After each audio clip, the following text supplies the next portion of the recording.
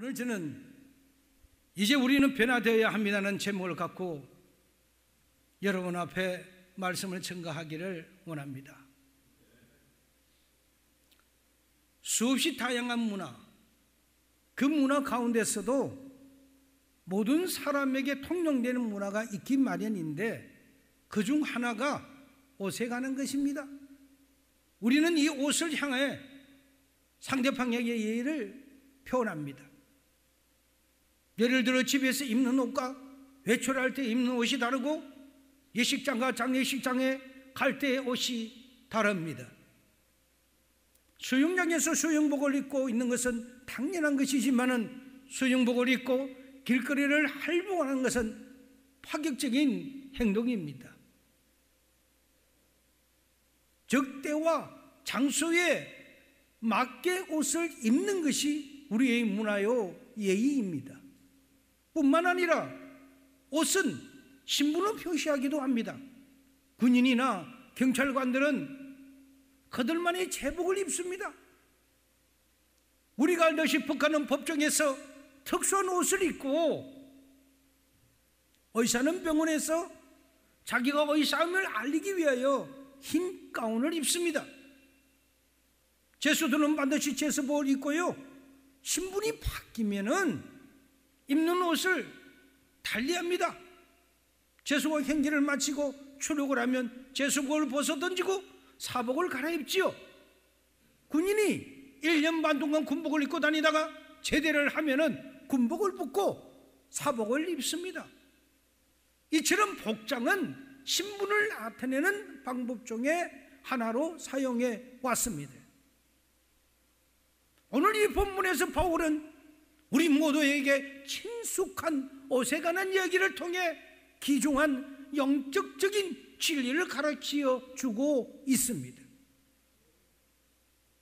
본문 22절에서 24절을 보면은 너희는 육의 욕심을 따라 썩어져가는 구습을 따르는 옛사람, 그 옛사람을 벗어버리고 오직 너희의 심령이 새롭게 되어 하나님을 따라 의와 진리와 거룩함으로 지으심을 받는 새 사람이 되어라고 우리에게 명령적으로 말씀하고 있습니다.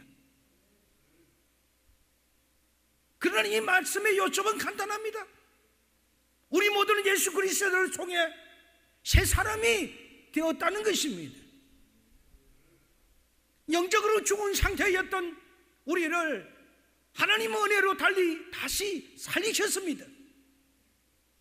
그래서 과거에 나는 예수 그리스도와 함께 십자가에 못 박혀 죽으심으로 내가 산 것이 아니요 내 속에 그리스도께서 살아계셔서 내 육체 가운데 사는 것은 나를 사랑하사 나를 위하여 자기 자신을 버리신 하나님의 아들을 믿는 그 믿음 안에서 사는 것이라고 말씀하여 주셨습니다. 아멘입니까? 나는 하나님 안에서 새 사람이 되었을 뿐만 아니라 죄의 노예에서 하나님의 아들로 그 신분이 바뀌었던 것입니다. 이것은 내가 달라진 것입니다. 내가 변화된 것입니다. 그러면 이렇게 신분이 바뀐 다음 우리는 어떻게 해야 할까요? 이미 우리는 신분이 바뀌었어요. 특히 우리 교회 안에서 우리가 가져야 할 변화가 있다면 무엇일까요? 첫째, 언어의 변화입니다. 본문 25절에 보게 되면은 그런 적 거짓을 버리고 각각 그 이웃과 더불어 참된 것을 말하라. 이는 우리가 서로 지체가 됨이라고 말씀합니다. 이 말씀은 정직에 대해서 말씀하고 있습니다. 성경은 거짓을 심각하게 다루고 있습니다. 예수님은 사탄에 대해서 우리에게 가르쳐 주시기를 사탄의 대명사를 그는 거짓의 아비라, 그는 거짓말의 왕이라는 것입니다. 사탄이 누구냐 하면은 거짓말하는 자라고 하나님이 우리에게 가르쳐 주셨기 때문입니다. 실제로 사탄이 어떻게 아담과 하와를 타락시켰습니까? 너무나도 잘 알고 있는 사실입니다. 창세기 3장에 보면은 그는 거짓말을 통해 인간을 타락시키고 있습니다. 어떤 거짓말입니까? 하나님께서 선악과를 먹으면 정녕 너희는 죽으리라, 이걸 먹지 말라고 했는데 사탄이 말을 바꿉니다. 하와에 가서 이렇게 속삭입니다. 하와야, 너희가 결코 죽지 아니하리라. 하나님은 죽는다고 했는데 죽지 아니하리라. 또한 사탄은 얘기합니다. 하나님은 왜 못 먹게 하는 줄 아냐? 그것은 바로 네가 그것을 먹는 날에는 네 눈이 밝아져서 네가 하나님처럼 똑같이 될 거야. 이것은 순전히 새빨간 거짓말입니다.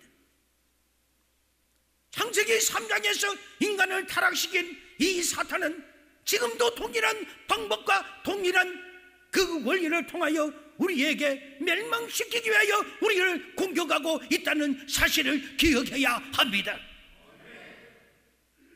오늘날 인간관계를 파괴하는 것은 그것은 거짓말에 있습니다. 웃은 소금은 기분이 나쁩니다. 하나님과의 우리 관계도 거짓말의 관계가 되면은 하나님을 속이는 관계이기 때문에 관계가 파괴됩니다. 우리 사회의 심각한 문제 중 하나는 사람들이 거짓말을 아무렇지도 않게 생각한다는 것입니다. 자신이 거짓말하는 뿐만 아니라 자녀들에게도 거짓말을 하는 것을 아무렇지도 않게 가르치고, 그래서 온 사회가 거짓말 투성입니다.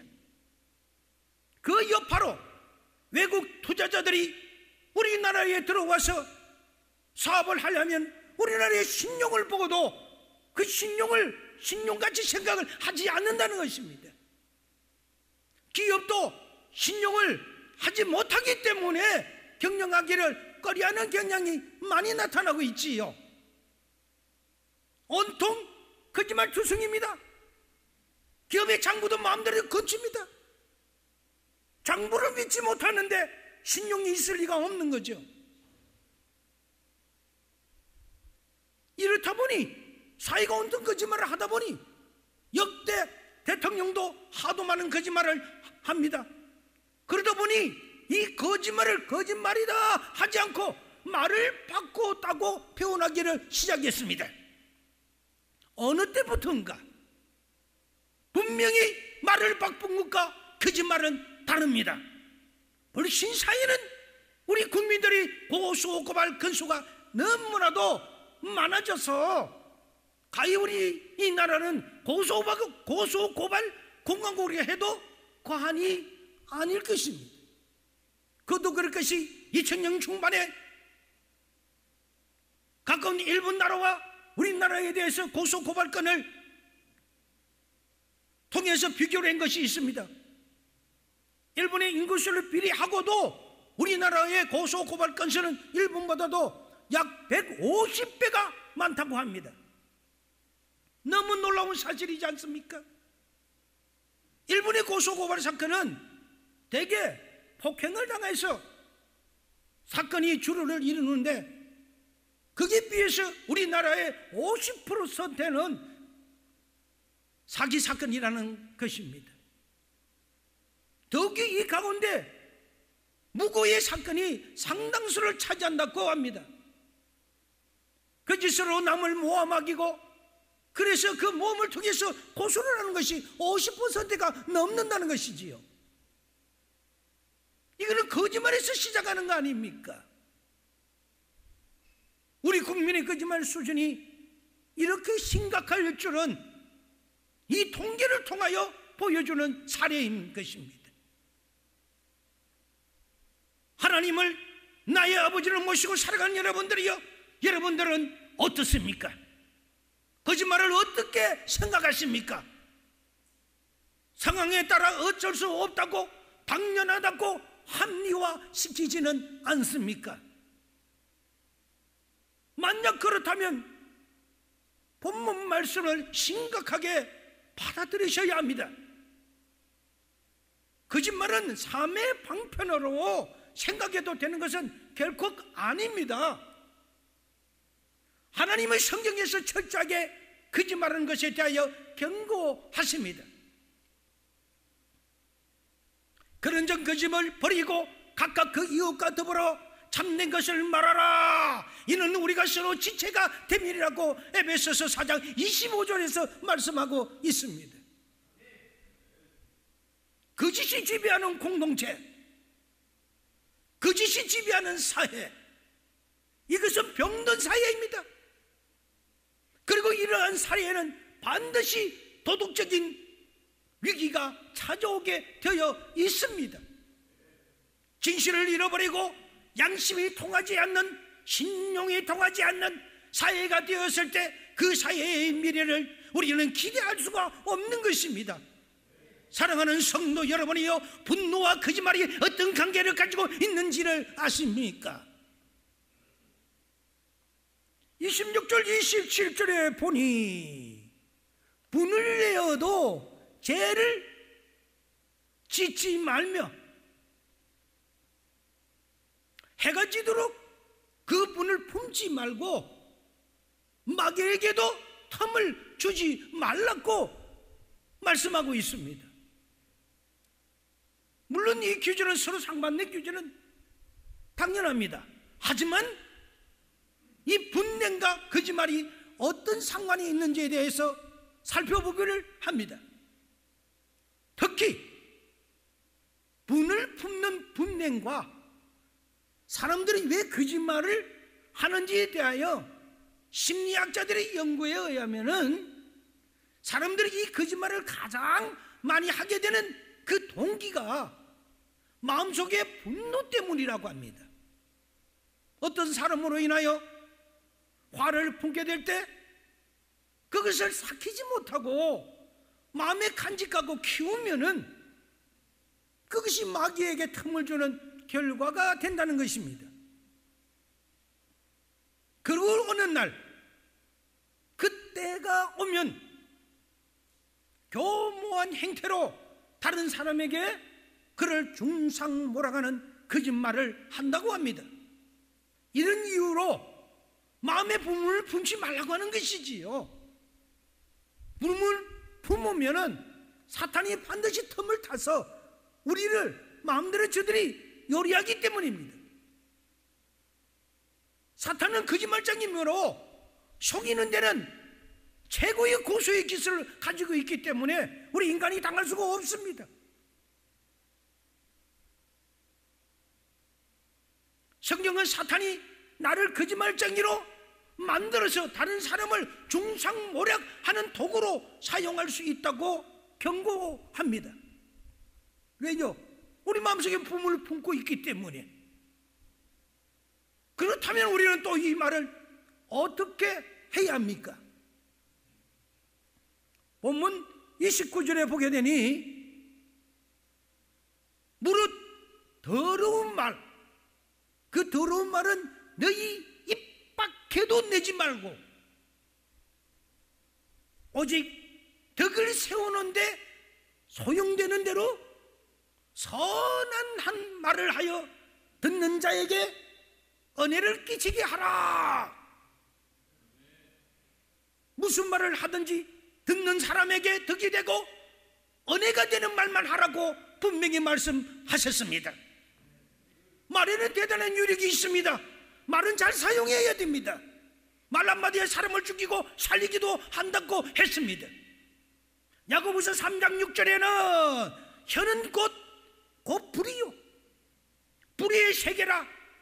혀는 우리의 지체 중에서 온몸을 더럽히고 그 삶의 수레바퀴를 불살아나닌 그 살아나는 것이 지옥불에서 나타나느니라고 말씀하고 있고요. 잠언에서는 또 혀를 잘 제어하는 사람은 큰 성을 쳐서 빼앗는 그 용사보다도 낫다고 표현합니다. 이만큼 말의 능력이 심오하게 교차된다는 것이죠. 얼마나 말이 능력이 있습니까? 사랑하는 여러분, 여러분은 이제는 이 말을 사용하는 것을 기억해야 합니다. 우리가 심판날에 여러 가지 근거로 하나님 앞에 심판받겠지만은 가장 중요한 것이 있다면은 우리가 이 땅에서 사용하는 말일 것입니다. 무슨 말을 했든지 어떤 거짓말을 했든지 간에 그 거짓말에 대해 하나님은 우리를 엄중하게 심판하실 것입니다. 거짓말은 당신의 입에서 독을 뿜는 것입니다. 당신을 죽이는 독, 당신이 사랑하는 사람에게 죽이는 독, 가정을 죽이는 독, 교회를 죽이는 독을 내뿜는 것입니다. 내가 거짓말을 하는 그 순간 내 목구멍에서 무덤이 뛰쳐나오는 것입니다. 내가 거짓말하는 그 순간 내 입에서 사탄이 쫓다고 헐헐헐 춤을 추는 것입니다. 왜냐고요? 이제 너는 내 밥이 되었어, 내가 너를 지옥으로 보낼 수 있다니까요 하는 그런 말과 같은 것이지요. 그러므로 성령 하나님께서 우리 마음 안에서 언제 탄식하고 근심하십니까? 당신과 근심, 내가 덕이 되지 않을 때, 내가 거짓말을 할 때, 그때마다 하나님의 그 성령이 우리 안에서 근심하고 염려하고 계시는 것입니다. 이 부분에서 어느 누가 완전하다고 할 수 있을까요? 오늘 주신 이 말씀을 가지고 이렇게 기도해야 되지 않겠습니까? 오늘 주신 말씀으로 여러분이 이렇게 결심해 보지 않겠습니까? 우리 이 한 시간 다 같이 저를 따라 한번 기도해 주셨으면 감사하겠습니다. 우리 다 같이 한번 기도합시다.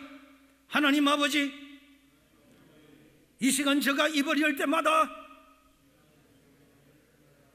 남을 세워주는 말만 하겠습니다. 정직한 말만 하겠습니다. 거짓말을 중단하겠습니다. 이간질하지 않겠습니다. 없는 말을 지어내서 중상마록 하지 않겠습니다. 지금까지 거짓말한 것 다 이 한 시간 회개합니다. 용서하여 주시옵소서. 이 시간 이후부터 하나님의 편에 서서 말하겠습니다. 하나님 아버지, 저를 도와주세요. 정직의 삶으로 이끌어 주세요. 그래서 승리하게 하여 주시옵소서. 예수 그리스도의 이름으로 기도드리옵나이다. 아멘. 다윗의 자신도 시편 141편 3절에 보면은 여호와여, 내 입에 파수꾼을 세우시고 내 입술의 문을 지키소서. 내 입술의 파수꾼을 세워달라고 고백한 것입니다. 따라서 우리가 말을 할 때는 일처럼 조심해야 되고 말을처럼 할 때는 변화되어야 할 그런 우리 자신이란 것을 이 한 시간에 또다시 기억해야 되며, 그렇다면 우리가 변화되어야 할 부분이 또 있다면 두 번째로 나누어주는 자로 변화되어야 합니다. 28절에 보면 도둑질하는 자는 다시 도둑질하지 말고 도리어 가난한 자에게 구제할 수 있도록 자기 손으로 수고하여 선한 일을 하라고 하셨습니다.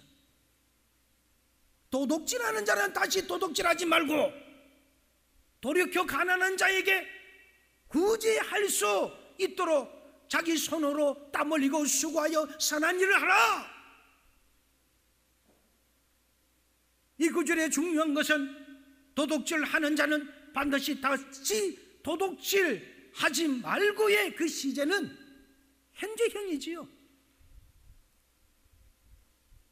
다르게 표현하면 성경이 기록될 당시에 에베소 교회 안에 도둑질하는 사람이 있었다는 이야기입니다.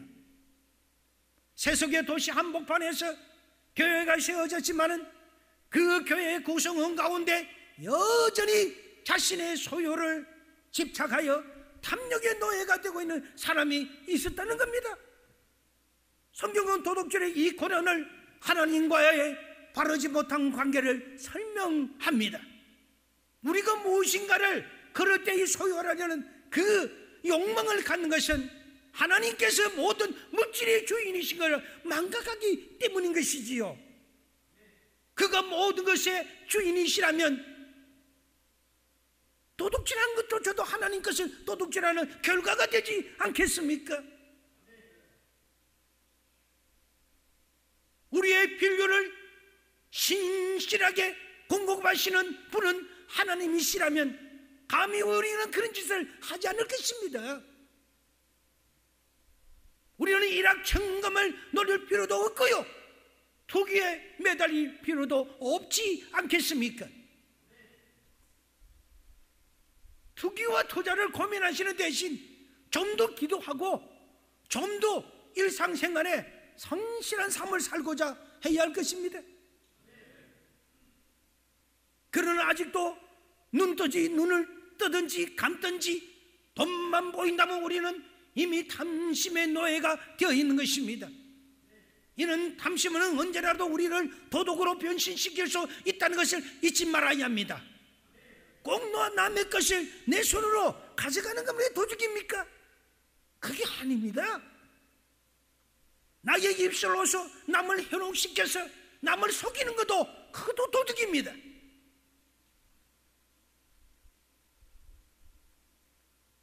한 공동체가 제대로 세워지기 위해서는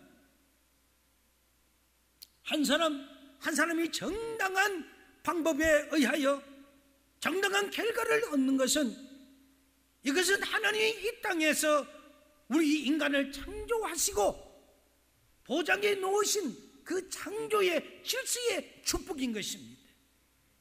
자기 말해서 자기의 목을 다 하라는 것입니다. 성실하게 하라는 것입니다. 남의 것을 탐욕을 일으키지 말라는 것입니다. 그러나 인간의 그 탐심은 때때로 이 창조의 지시를 깨뜨리기도 하고 사람들이 정당하지 못한 방법으로 유익을 얻는 일에 앞장서게 됩니다. 그것은 성경은 도둑질이라고 표현하고 있기 때문입니다. 이 도둑질이 인간의 삶 가운데 얼마나 심각한 결과를 초래했던지 하나님께서는 430년간 애굽에서 노예 사회를 끝내고 새로운 자유의 백성으로 이스라엘을 세워가면서 저들에게 허락하신 율법 중에 율법인 십계명을 주셨습니다. 그 십계명 중에서 제8계명에 도둑질하지 말라고 그렇게 기록하고 있습니다. 도둑질이 심각한 이유는 이것이 공동체를 무너뜨리는데 아주 무서운 죄이기 때문인 것입니다.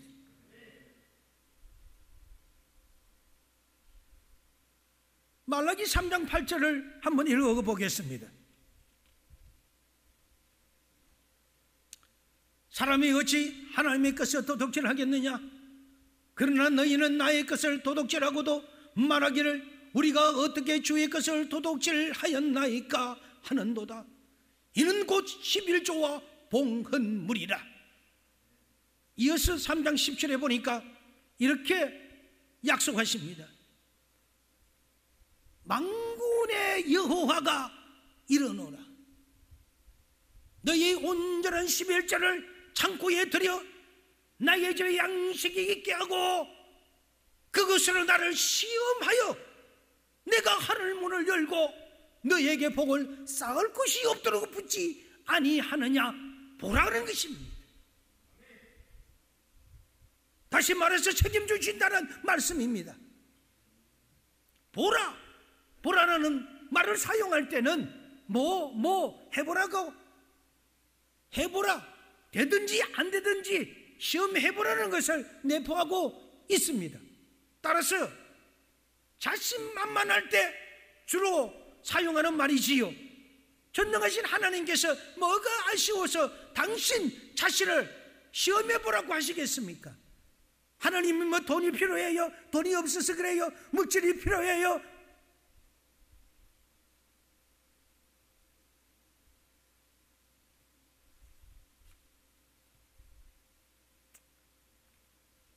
해보라는 그 말씀에는 더 이상의 어떤 부연의 설명이 필요 없습니다.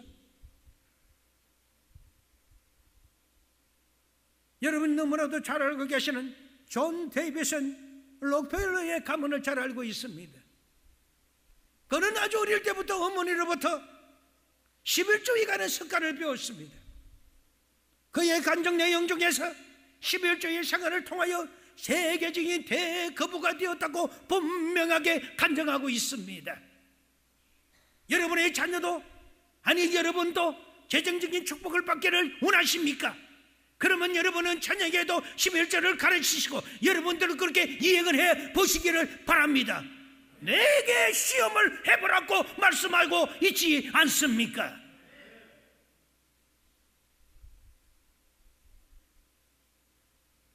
물질에서의 진정한 자유를 우리의 자녀들은 경험할 것입니다. 우리가 자유하려면 무엇을 해야 합니까?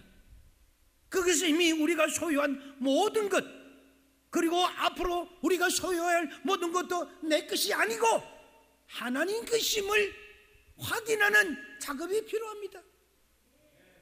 이것도 내 것이 아니야, 이것도 하나님 것이야, 저것도 하나님 것이야. 그래서 하나님께 드리면 그리스도의 삶이 아름답고, 그래서 그리스도의 삶이 그 행함으로 인하여 복을 받는 것이지요. 더 중요한 것은 나눔을 생활하는 것입니다. 세상에는 주는 자와 받는 자, 이 두 가지 유익의 인생이 따를 뿐입니다. 우리가 어려서는 주로 받는 자의 삶을 살아갑니다. 그러나 성숙해 가면서 우리는 조금씩 나눠주는 것에 중요성을 배워가기 시작합니다. 이것이 바로 성숙이지요. 우리가 그리스도인으로서 경험한 최대의 사건은 요한복음 3장 16절입니다. 성경 전체 66권의 중심이요, 황금보다도 더 이 모든 성경을 통틀어서 중요한 것이 요한복음 3장 16절입니다. 하나님이 세상을 이처럼 사랑하사 독생자를 주셨으니 이는 그를 믿는 자마다 멸망치 않고 영생을 얻게 하려 하심이니라. 이 사건일 것입니다. 이 소중한 독생자까지 주신 하나님의 사랑을 경험한 사람들, 그들이 바로 여러분과 제가 아니겠습니까? 그런데 요한복음 3장 16절을 경험하고 이 말씀을 소중히 여기는 성도들이 얼마나 많이 있을까요? 그리고 이 말씀을 기억하는 성도들이 얼마나 있을까요? 로날드 사이드라는 이 신학 한자는 한 분이 이렇게 말씀을 하고 있습니다.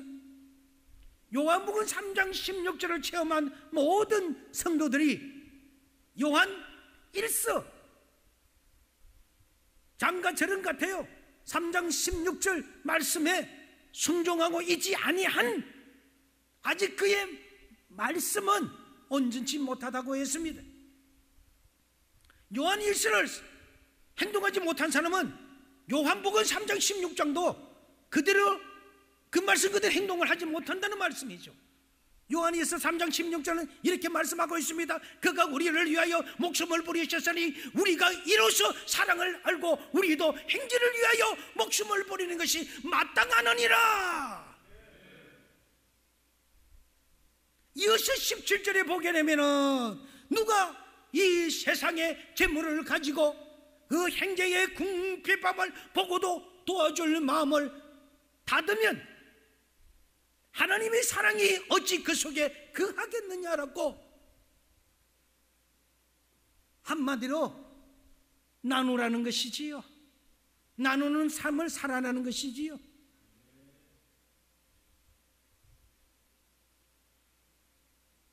하나님이 세상을 이처럼 사랑하셔서 독생자 그리스도를 보내시고 우리가 그를 믿는 자만의 영생을 얻었다고 하는 그 말씀을 늘 우리의 가슴속에 새기고 산다면은 우리는 이처럼 나누는 삶을 살아가는 것입니다. 오늘의 말씀의 결론을 맺습니다. 그리스도인들의 축복은 흔들어서 넘치도록 그렇게 해서 안전하게 안겨주시는 축복으로 인하여 흘러 넘치는 성교의 축복의 신의 문인 것입니다. 하나님이 주시는 것 갖고 앙앙거리는 것이 아니라 주라, 주는 자가 복되도다.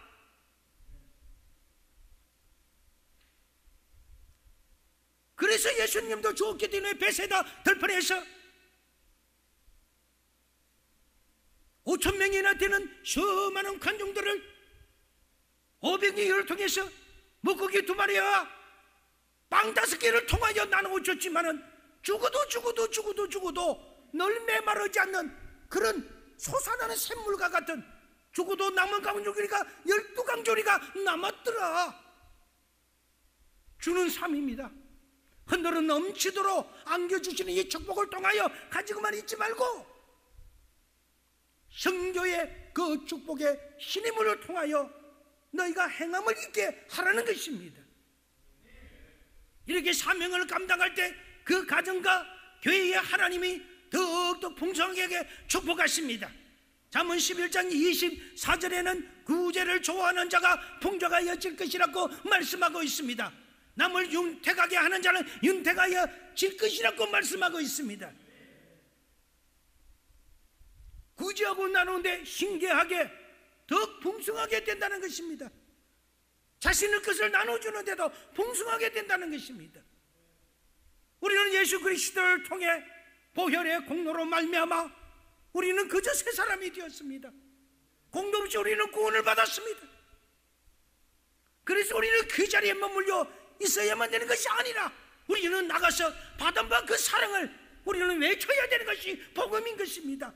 기쁜 소식을 전해야 하는 것입니다. 날마다 새 옷을 갈아입어야 한다고 성경은 거듭거듭 말씀을 하고 있습니다. 우리 스스로에게 물어보십시오. 나는 진정한 구원의 옷을 입었는가? 그래서 변화된 삶을 살고 있는가? 변화된 나의 삶으로 주님을 기쁘시게 하고 있는가? 나의 구원의 예복은 어떻는가? 모두가 예복을 입고 결혼식에 왔는데 당신은 그 자리가 어떤 자리인 줄도 모르고 아무 생각 없이 작업복을 입고 앉아 있다면 얼마나 부끄럽겠습니까? 모두가 예배를 드리기 위해서 다 정단을 하고 양복을 입고 앉아 있는데 소형복을 입고 비키니를 입고 앉아 있다면 얼마나 해괴망측하고 부끄러울까요? 이거는 맞지 않는 겁니다. 엄불란스입니다. 예수님은 하나님의 어린 양 그 혼인잔치가 열릴 것인데 그 자리에 옷을 금상하실 것이라고 말씀합니다. 예복을 입지 않는 사람을 뽑아내 그를 바깥 어두운 곳에 내어 던져라. 거기서 그가 슬피 울며 이를 감이 있을 것이라고 말씀하셨습니다. 사랑하는 여러분, 이제 우리는 달라져야 합니다. 정말 달라져야 합니다. 코로나도 우리에게 적이 더 이상 될 수가 없습니다. 코로나는 예수 그리스도의 이름으로 물러갈지어다. 정복해야 합니다. 예수의 이름으로.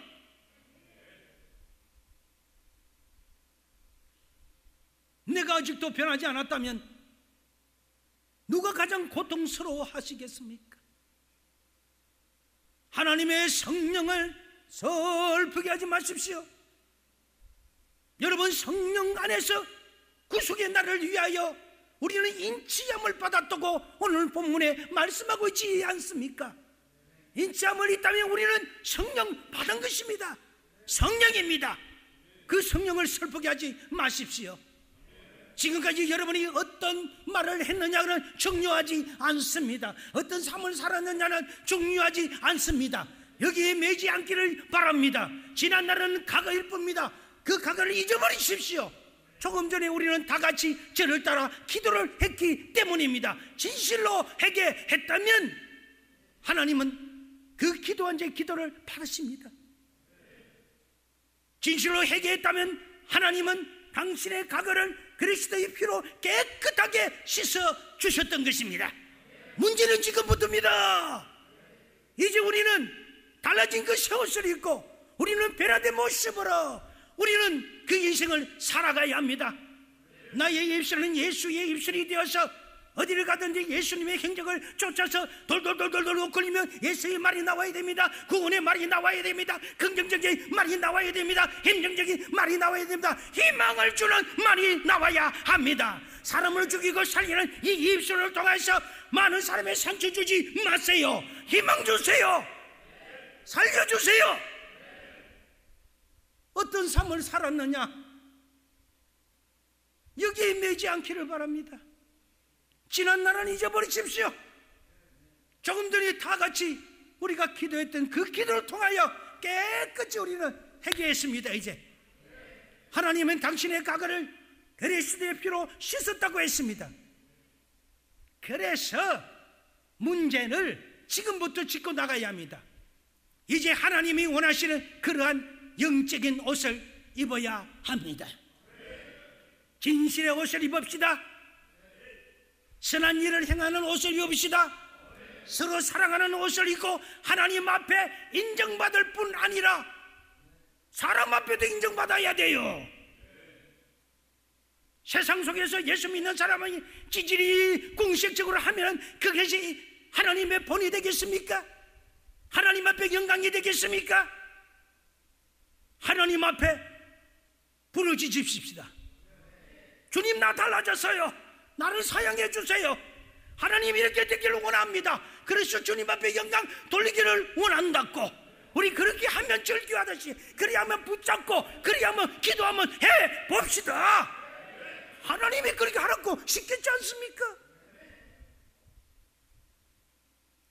우리의 열린 교회를 세워나가는 영적인 옷을 입고 저와 여러분들이 그런 축복을 누리는 그런 주님의 이름으로 오늘 이 한 시간도 축복드립니다.